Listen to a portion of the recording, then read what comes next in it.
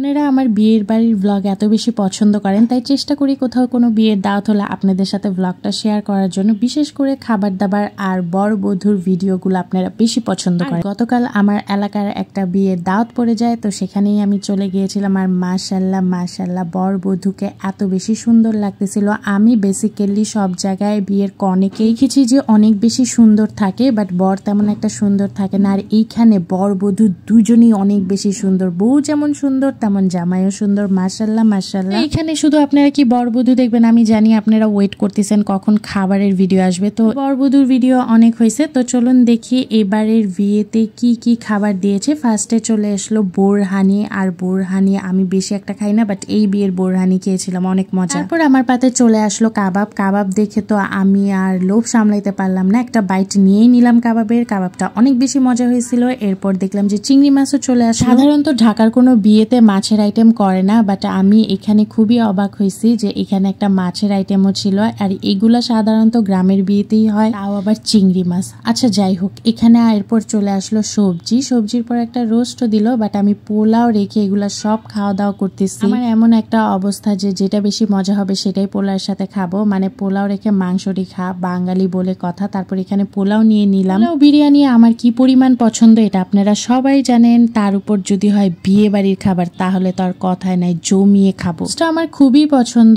কোথাও রোস্ট রান্না করলে আমি তো একেবারে ফিদা হয়ে যাই। তার উপর যদি বিয়ে বাড়ির রোস্ট হয় তাহলে তো কোনো কথাই নাই, কোনো কিছু বিয়ে বাড়ির রোস্টকে বিট করতে পারবেই না। তারপর এখানে আমি সবজিটা নিয়ে নিলাম। সবজিটা আমার কাছে এভারেজ লাগছে, আমি সবজি লাভার না, আমার সবজি এত বেশি পছন্দ না। এখানে আমি আবারও রোস্ট দিয়ে খাচ্ছি। রোস্টটা বললাম না অনেক বেশি মজা হয়েছে। তারপর কাবাব দিয়ে রোস্ট দিয়ে একটা বাইট নিলাম।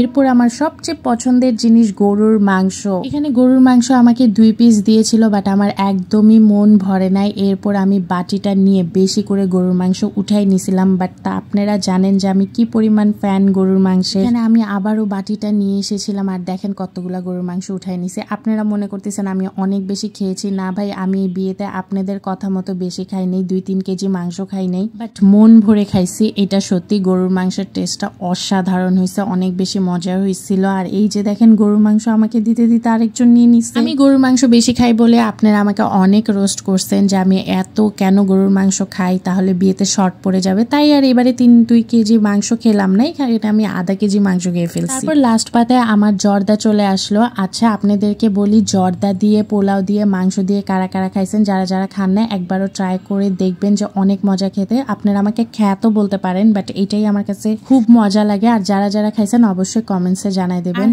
এই বিয়ে বাড়িতে আমার কোনো ভিডিও নেওয়া হয় নাই, তাই আপনাদের কাছে কিছু ছবি আমার শেয়ার করলাম। আর এই যে এখানে আমি যখন খেতে বসেছি আর একটা বউয়ের সাথে ছবি শেয়ার করলাম। যারা এই বিয়ের ভিডিও দেখতেছে অবশ্যই তাদের জন্য দোয়া করবেন, ওদের নতুন লাইফ যেন অনেক সুখের হয়। তো যাই হোক, ওরা যদি আমার এই ভিডিও দেখে অবশ্যই তোমাদের জন্য অনেক দোয়া। আজকে এই পর্যন্ত, bye bye, thanks for watching, forget this video, like, comment and share.